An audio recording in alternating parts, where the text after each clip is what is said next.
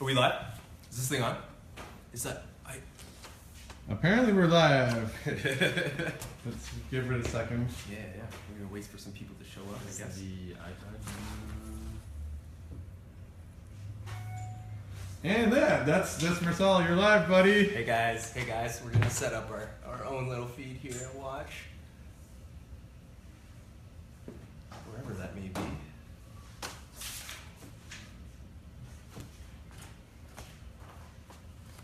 I don't know. Is this thing on? And now I'm just browsing Facebook on live. Here, I'll give it a try. Who's got that? We got somebody. This one out. It's our first. Welcome to our first episode at Roarockit. We're gonna do a live build today for you guys. We're going to. I'm just gonna chat for a couple minutes, try and see if we can get a couple more viewers while we're getting set up for this. Dustin's gonna try and find a feed. What we want is to be able to answer your questions and any comments that they pop up as they pop up. But we're all new here, it turns out. And we'll find it. In the meantime, I'm going to talk about the board and what we're going to do here. We're just going to do like our very new old school board. It's a all-in-the-box kit, and what you can do with this is you purchase the kit. Comes with all the parts and tools that you need to press a board, and without any extra input, you can press your own old school board, which I got a finished one over here. I got right here. Check that out. Woo!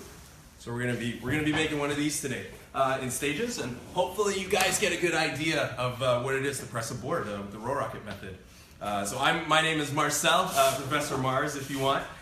This is Dustin. Hello. He's gonna be helping me out today. Behind the camera is Jonathan Nuss. In front of the camera.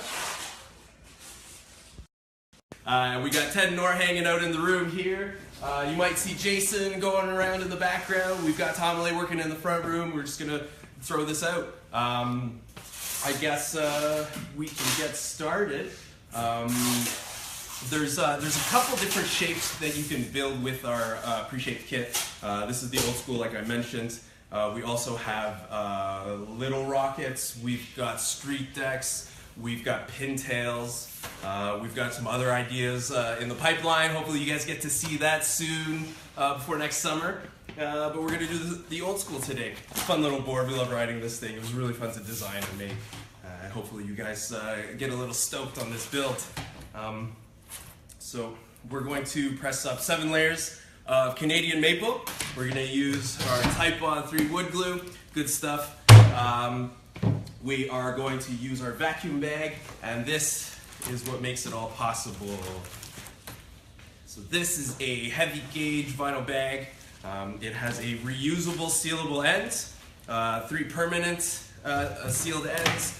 We've got a one-way valve, and all of this works together with the maple as well as the foam mold, one-sided foam mold. It works amazingly well. This kind of thing has enabled garage builders for the last 13, 15 years to build skateboards. You know, Roarockit's been pioneering the whole garage DIY skateboard build industry, and I'm super stoked to have been a part of that. Hopefully I can show you guys today what that's all about, or at least a small part of it. All right, let's glue this up. Let's do it up. Let's see if... I guess they'll show up there. We're new. Let's get our parts out. So we're going to start with the instructional method. I'm going to show you guys a couple tips about doing it by eye, just various other methods that are possible for pressing a board. We give a couple different things, and we've heard from you guys that you know, it might be a little confusing whether you should follow the instructions or follow what I do in a build on TV, but they're both valid, whatever works for you. We show all of these different methods just so that people with varying levels of confidence in the build and the process can tackle it at their own speed. We're going to do it all at once today, all 7 layers. Some of our instructions will tell you to do it maybe in 2 or 3 stages. That's okay as well. That's if you think that you might not be able to finish it all in 10 minutes. Nothing wrong with that. It might take an extra day or 2 to do the press, but we only have a couple minutes today, so we're just going to do all 7 layers. To start off with, we're going to do the instructions. So you start off with your measuring cup and your fresh glue roller, right? And Included in every pre-shaped kit. that's right, in every box. Everything we use here today will be part of the box kit that you pick up for yourself. So let's get started. I'm going to pour out some glue for you, Dustin. Alright. So the instructions tell you to start off with your first layer. Because we're starting with a dry roller, it's going to absorb a lot of glue, and you don't really want to get delayed just absorbing glue. So for that first layer, we pour out quite a bit extra. The instructions will tell you to pour out 2.5 cups for that first layer. And you're only going to really do it on one layer. So let's get that out.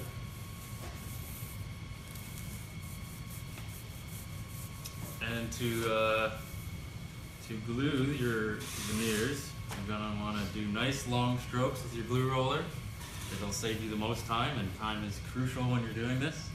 It's recommended that you get it done in about 10 minutes. So once you start, you can't really stop. You just want to be as consistent as possible.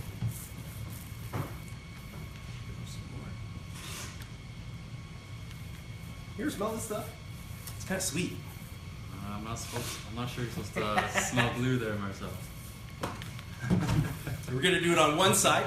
We're doing lots of glue because this is going to account for both of the sides. The instructions have you put quite a bit, that way you don't have to roll them on. This saves you tons of time when you're doing it, say, in a classroom or if you're working with your kids.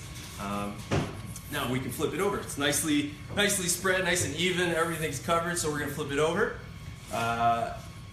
And Dustin's job is going to be to line those up. Always helps to split up all the job when you're doing this. Yep. You want to line them up after each layer. It'll just help it be consistent at the end. Saves you a lot of work when it comes time to the scraping stage. Yep, for sure.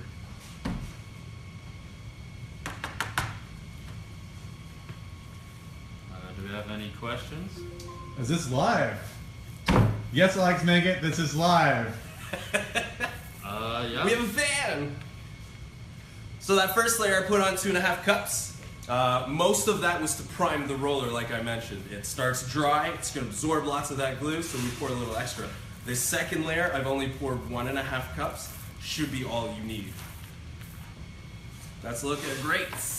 Looking great. Okay, let's flip this over. Line those up. For these set, I'm going to sort of eye it out. Hopefully I can communicate a couple tips with regards to doing it by hand. We're going to ditch the cup now. When you pour it out by hand, it's going to be a little tricky. At first you might pour a little too much, not enough, but that's okay. It's always easy to adjust the amount of glue that you've got down there. We have a question in the crowd. Yeah, what's up? Is that maple hardwood or plywood? How thick? It is 1/16 of an inch maple veneer. So it's not plywood. In fact, plywood is what we're making today. Very flexible. It's very, very, very hard and durable material. The reason people love this stuff for skateboards is its price versus performance ratio. Canadian maple is so prevalent in North America. It's so cheap to use, and it remains like a very solid hardwood. And so it's perfect for skateboards, especially something you might break once a month if you're that kind of rider. So I poured it on one side. When you're pouring it by hand, you're going to roll it a little thinner rather than thick on one side. So I'm going to do the same on this side. Pour just a little bit. Roll it up myself.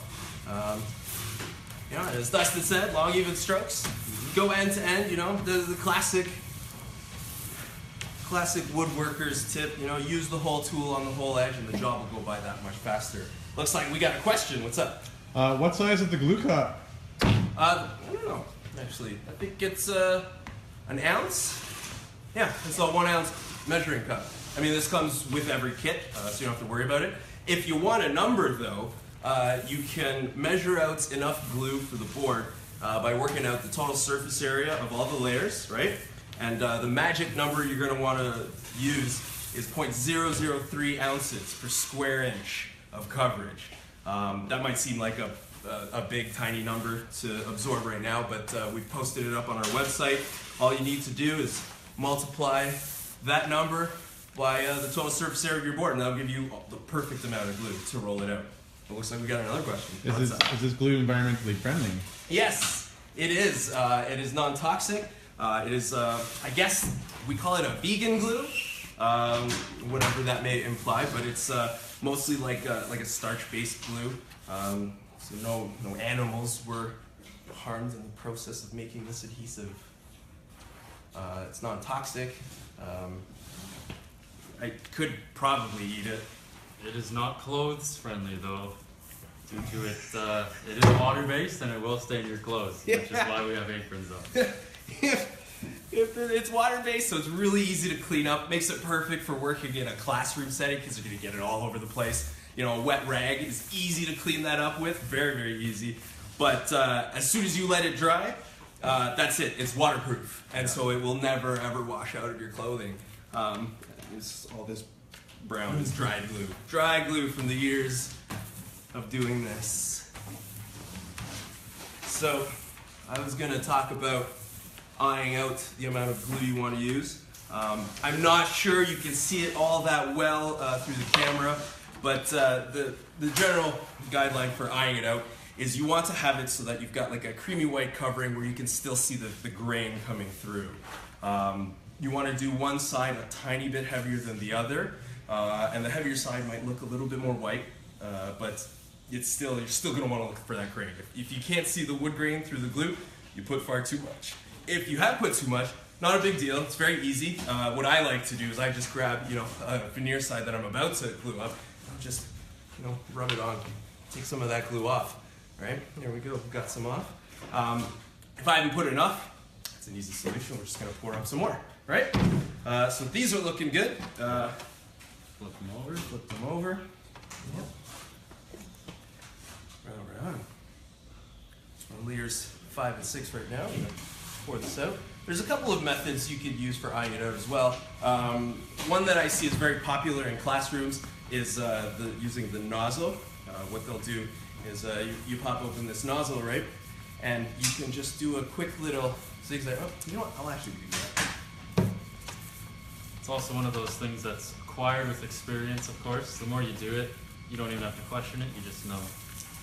And it obviously does depend on the size of the board you're doing. The smaller the board, the less glue you'll need. And all that stuff just comes over time. So this method I've seen lots and lots of teachers do. They just sort of zigzag back and forth, right? Thin stream of the stuff. You go, hello, back and forward a couple times. And that should be enough glue. Yep. So I'm gonna spread that. Oh yeah, that looks like it's gonna be pretty good coverage. Mm-hmm.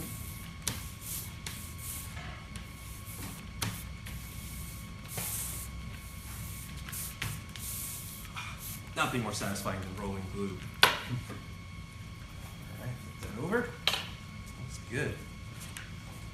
Awesome. We're going to do the last set. Pour that out. There you go.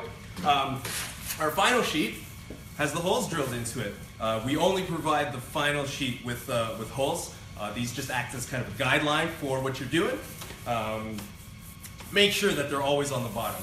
What that means is when you place this finally laminated board onto your mold, you don't want to have these facing you. That way they end up on the bottom. Oh, glue that up. Yep.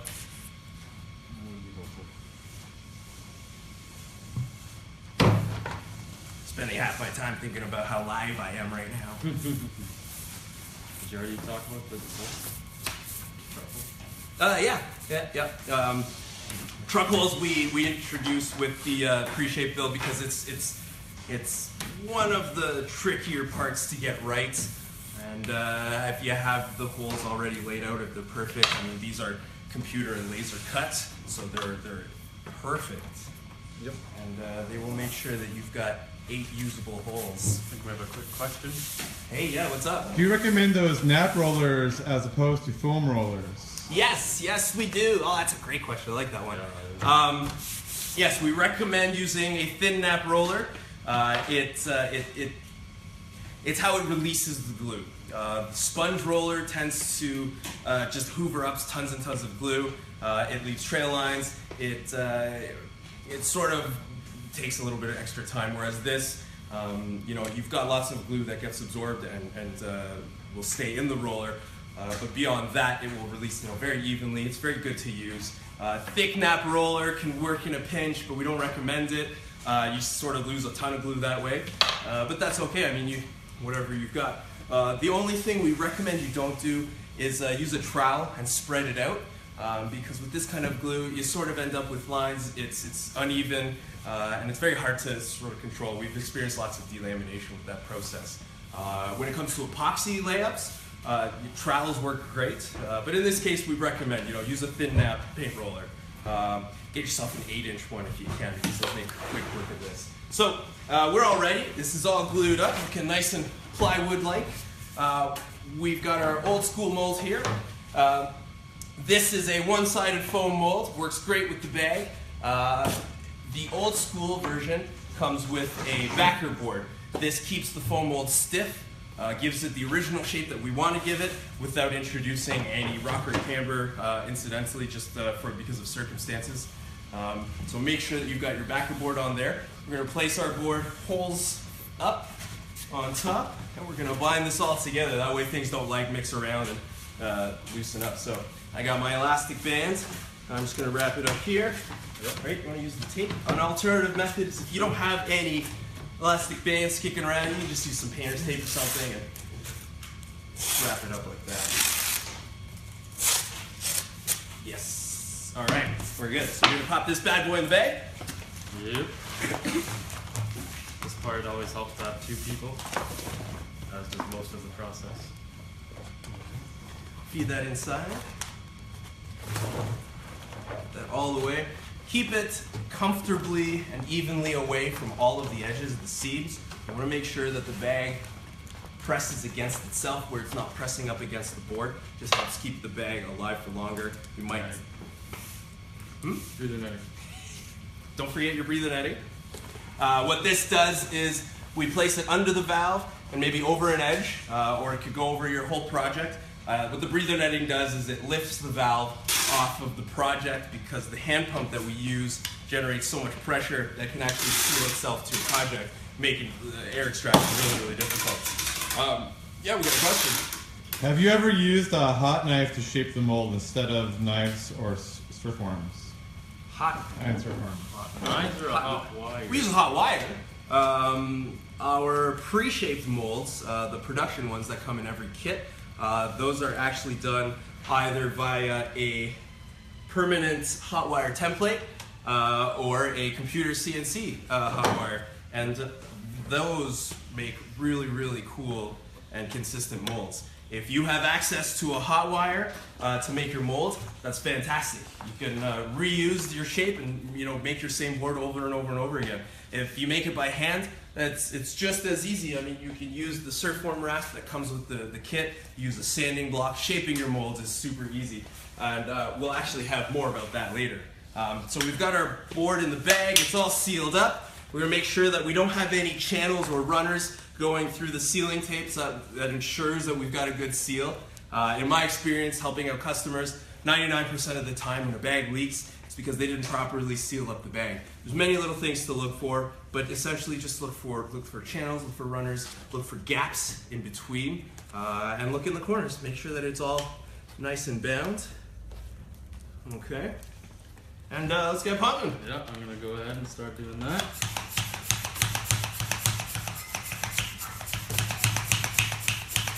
You guys hear that?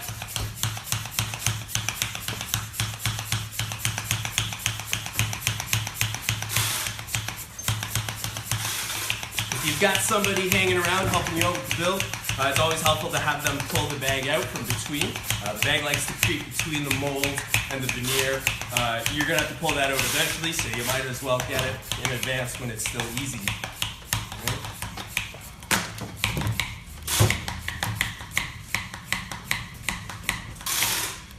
Right on.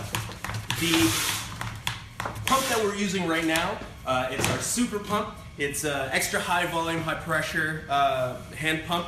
It does a lot more than our regular pump. However, it doesn't have the handy click that the other pump does. I'm going to see if we can find one of those. There we go. When you're pumping up your bag, eventually there will be no more air to drop, and the pump will let you know. So you would just pump until you hear that click. I don't know if you guys click, click, click. So that tells us we're done. We've got all of our air out of the bag. Quick high five. We're in the bag. And we can set this aside. This is going to stay in the bag for about 8 hours. Overnight's usually like the good way to do it. You'll want to go back and check on it every, say, 10-15 minutes for the first hour, just to make sure that your bag's not leaking. We don't want to damage our material. Always helps to do a dry run before you do all of this with glue, because it'll let you know, if your bag's leaking, if your technique needs work, if. Always do a dry run before you make permanent changes to materials. This is looking pretty good. So we made this one yesterday. This cake has been baking in our oven for, I guess, 26 hours at this point. Mm-hmm. No, the other way, 21 hours. So I got a quick question if you want to know. Yeah, what's up?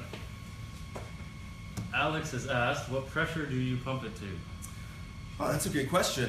When you are doing the hand method, that's not really like a concern that's going to pass through your head. You're basically going to do it up until the pump clicks, or until you can't draw any more air.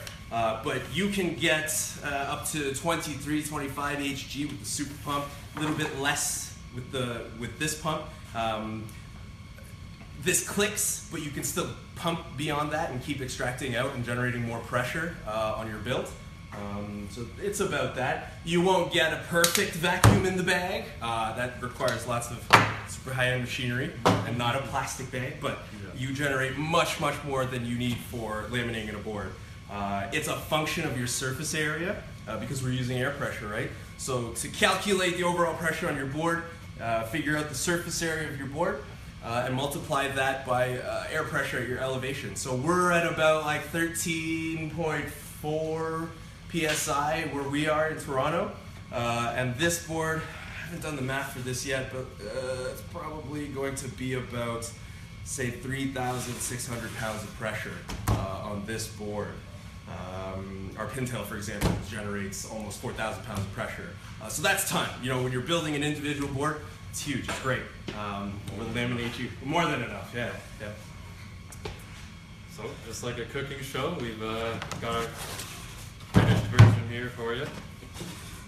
We are going to take out of the bag. So step one is there's a little piece in the middle of the valve here. If you just turn that to the side, that will release the air, which will make it a lot easier to unseal the bottom of the bag. Which is done by just, taking your thumbs and ripping them apart. You definitely want to keep the butyl tape to one side. That way it's easier to maintain and look after. We're not going to dive into it here, but we've actually got a really handy video on how to tackle this. Looks like we got a question. Can you give some tips on bag storage and maintenance? Bag storage and maintenance? I love that question. Thanks. Bag storage maintenance is hugely important. At the end of the day, right, it's a great tool. It allows us to build all these things, but it is still just a plastic bag. It's prone to punctures, holes, tears, that kind of thing if you're not careful enough with it. I got a good tip here. Yeah, let's start off with this one. When putting the bag in or out of when putting the board in or out of the bag, this will be on the butyl tape. You want to make sure that it is covering the butyl tape anytime to prevent dust or foam particles from dirtying it up, which will prevent a good seal when you're trying to pump it. Prolongs the life of your sealing tape. Makes it you won't have to replace it as often. So that's probably the hugest tip we've got about bag maintenance. The sealing tape is so prone to wear and tear that eventually you will have to replace it. But if you can keep it clean, if you can keep it free of dust, finger grease, glue, epoxy, it will last you potentially forever. Bag itself is indefinitely reusable as long as you maintain that. As far as storage goes, you want to make sure that you've got this out of the way. Keep it on a flat shelf. The way we like to store it is we'll do this fold in on itself version, right? And that way we can keep the pump, stays in the middle. And then we've got this nice compact little sandwich that we can just put up on a shelf out of the way. We have bags on bags on bags here that we have to store. So what we end up doing is we'll either have like a big plastic bin for all of our bags or cardboard boxes on the shelves. The cardboard keeps it away from like shelving corners and edges and that kind of thing. That's sort of what you want to watch out for. Temperature eventually will become a concern for these bags in the wintertime. A lot of people have unheated garages, outdoor storage, on and on and on. You know, when you leave your bag in there, it tends to get a little bit more stiff. If that is the case, there's nothing wrong with storing it that way.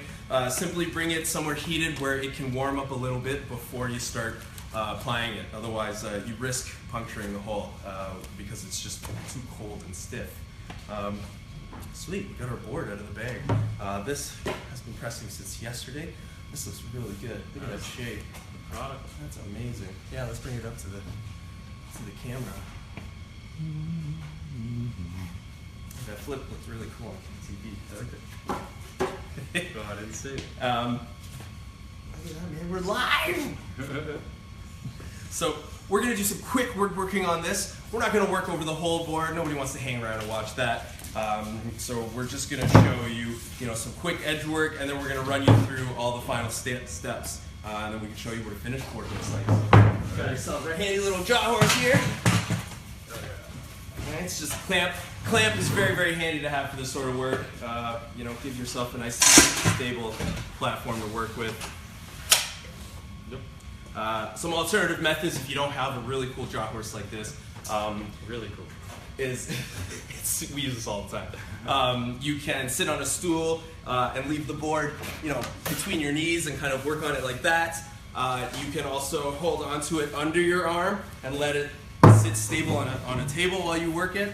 We've developed methods of, you can build yourself a little T slot for your table where you can just drop your board in there. That helps a lot. Or even just a regular clamp, clamp it to the table, clamp it to the edge, whatever works for you. But having a stable project makes it much easier to work on. So we've got our board here. Because we're using pre-shaped veneer, when you lay it up, these aren't going to line up perfectly. Okay? There's no way around that.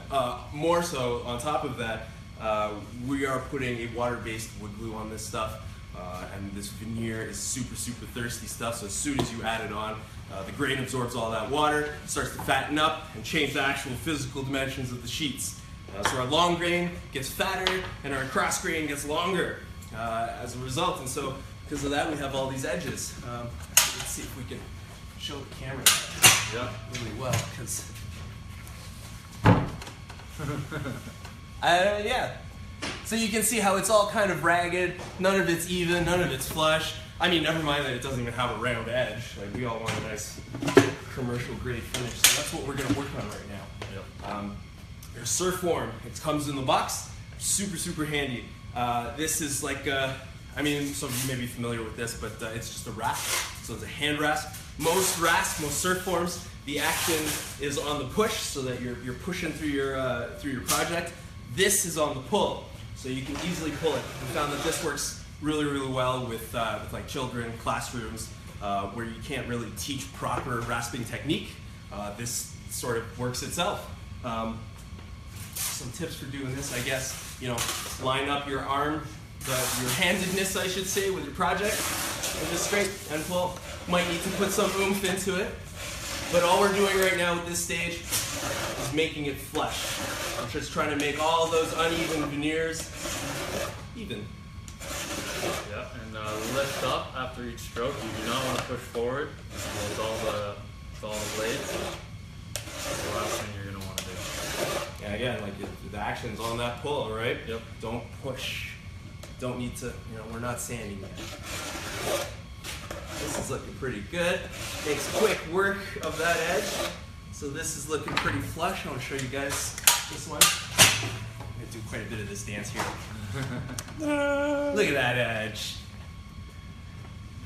Must be satisfying to any, if you're like a box fan. People like square edges and corners. Cool, so that's the first stage done. Next stage is we're going to start introducing a round because we want to finish off with that, rounds, commercial grade kind of finish. So we're going to start that. We've made a square. And it's going to be a lot of work if we're just going to go right to sanding, so let's skip that, keep using our rasp. At this stage we're going to go at a 45-degree angle, and what this will do is it'll introduce 2 more flat edges to our project, and you can already see how that's going to turn into a semicircle. 45 degrees, same thing, just pull. Now when you're working on the edge, like this on the corner, you're going to take off a lot more material with each stroke.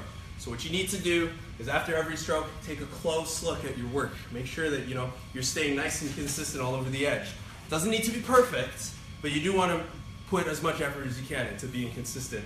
This will show in the final edge. When we round it, it will take care of any of those small imperfections, all those things that you're going to be obsessing over when you make your board. I've been there. Those will vanish when you round it off. So take care, but don't obsess. So that's looking pretty good. I'm going to work on the other edge now. Right, finish off my 2 45-degree angles. Yeah, and it's always best, obviously, to when you're doing just the square flush edge, go all the way around, and then start on the 45-degree bevel. Do those all the way around, and then start the sanding, just to keep consistency. I'm going to try and show this to the camera. I don't know if it can see, but let's give it a shot. Right here. So you can kind of see the start of the round. Should be 3 nice flat edges. That almost looks good. Pretty good. So we're locked in. You want to sand away? For sure. All right. So, using your 80 grit sanding belt, you are basically going to hold it in both hands, put pressure downwards, and go back and forth. And that is going to create a nice round edge.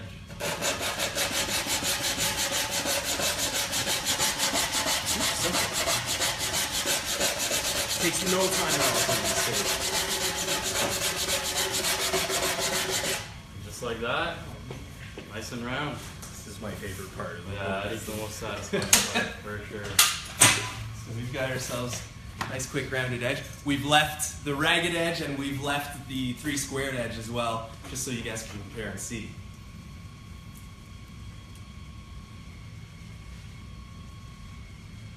It's live! Right on. So we've got our rounded edge. Right? There's not much else that needs doing with this board. You're going to want to give it a surface sand. The surface sand helps prolong the life of your board, makes it easier to clear coat or varnish, protect, seal, whatever you want to call it. Very simple. You're just going to want to make sure you cover all sides of your board, right? Top, bottom, the edges. Okay? You're going to make it nice and smooth. You're just gonna sand away, work out tearing in the surface, work out any thick knots. If you got glue on the surface, you can sand all that out. Sand out any marks. If you do pencil marks on your bottom, sand that out. You're gonna have a really, really nice surface afterwards. Don't know what that sounded like on camera. I'm gonna do it again.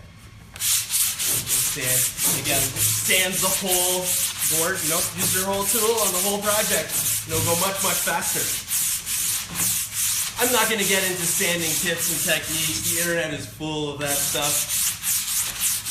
Look it up. I'm sure there's someone on YouTube that's made a 10-minute video on how to sand properly. And with that finished, your board should be ready for clear coating. And we've got this board here. This one's been sanded, sealed, clear coated, and then laser etched as well. Roarockit. Do a close up on that. This is a nice finished board. Ooh, look at the shine.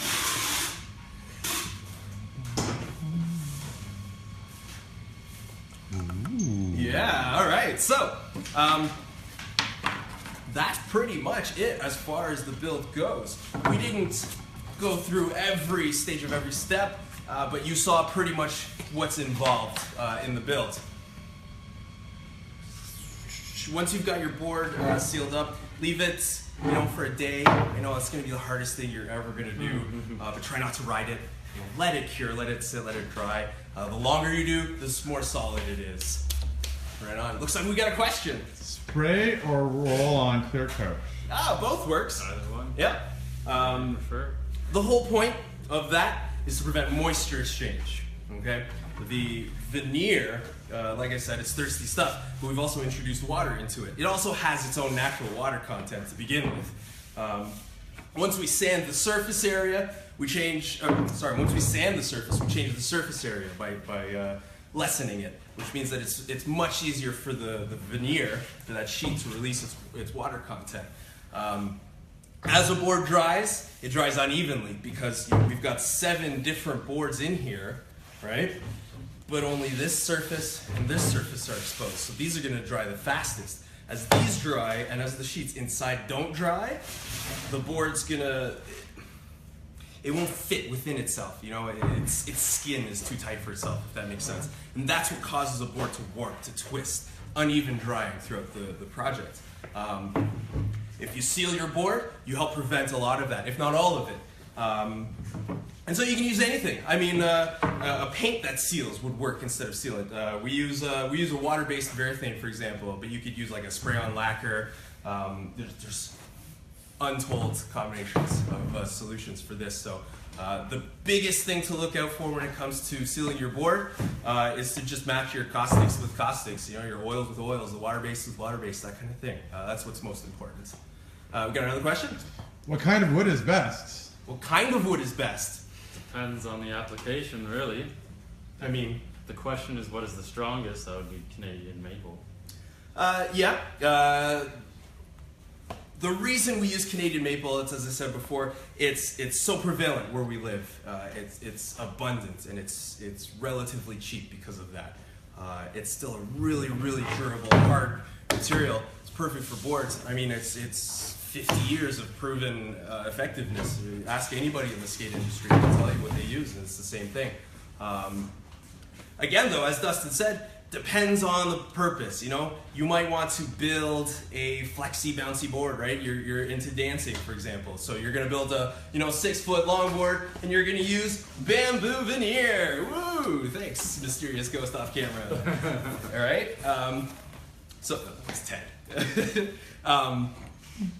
This stuff is really cool. We also sell bamboo, a little pitch right there. And this stuff is cut at the same spec as our maple veneer. So with this, you can combine it, mix it with the maple, for example, mix it with birch, mix it with whatever you have on hand. Every piece of wood has its own properties, and you could use that to your advantage. This would make a nice, bamboo's very reflective in how it deals with energy, right?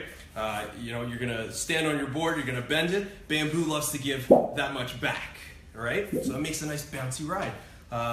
You could use something like birch, for example. Birch is very porous, so it absorbs lots of energy, but it doesn't give much back. So you end up with kind of a flexy but dead ride. Maple is super stiff. So this is perfect for like a street deck where you don't want it to budge, you don't want it to move whatsoever. All of the energy that you put into a move on a street deck, right, has to reflect right back into the board. And so that's why maple is perfect for that. You could find harder woods than maple to build a board out of, but then you start getting to like really expensive materials. Because again, maple it's so abundant for us to make skateboards with. That was a really cool question. Any other questions? I mean, it looks like we're pretty much in question period time right now. We're gonna answer any questions you guys have for like a couple more minutes.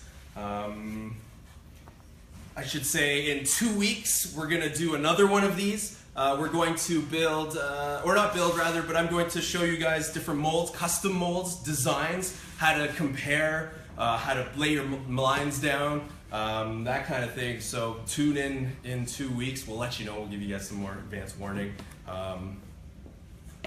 I have a sign that says to do a fast recap, so that's what I'll do. Hi guys, welcome for joining.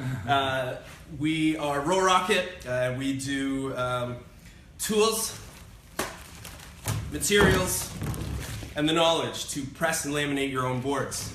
So if you guys are just tuning in now, we actually just pressed one, right? We worked on some, got one in the bag here somewhere. right here, right? So we just did one of these. So once we're done, just rewind and watch us do this all over again. I think that's about it for today, guys. Thanks for joining in. Again, we're Roarockit. Find us in 2 weeks. We're going to try this out again. We've got, check our website, check our Facebook. We've got tutorials, we've got products, we've got tips and advice. Call me for help. Order some stuff. We got a question. Can you screen print graphics on the wood before pressing and varnishing? Yeah, that's a cool question too. Yeah, you can. You guys are full of good ones today. Yes, you can. In fact, that's how they do it in the industry. They may have different methods these days than screen printing. A lot of people do like hot vinyl press and that kind of thing. It's neither here nor there. But if you screen print on a veneer, excuse me, before it's been pressed, means you've got a flat surface, which means that you've got an easier surface to work with. Screen printing on a board with bends is I don't know if you've made a frame for a screen print before, but that kind of thing is a monumental undertaking. Not really something I'd recommend for one-offs, for hand-built boards. Each one will be different, and so your frame might not work with that final press shape. So definitely do it beforehand with just the flat veneer. Other methods are a little nicer on the finished board. It's good to have like a nice solid canvas to work with, right? But that's good, yeah. We're getting a lot of thank yous and a lot of you guys rock. Hey, thanks guys. Thank you so much for tuning in. Thank you. This was our first time, so I hope that you guys join us next time. I hope you guys had a good time today. Hope you learned something. I know I did. And we'll see you guys in 2 weeks. For sure, yeah. It's been a pleasure. For Dustin and myself, Marcel, for Jonathan, Ted, Nora, Jason and Tomley in the back, thank you again for joining us, and we'll see you guys next time. Yay! And if you guys have any more questions, keep writing them down below and we can answer them later. Yep, leave your questions. You can also call us. You're going to talk to me. That's what I do, so don't be shy. Thanks, guys. Turn this off.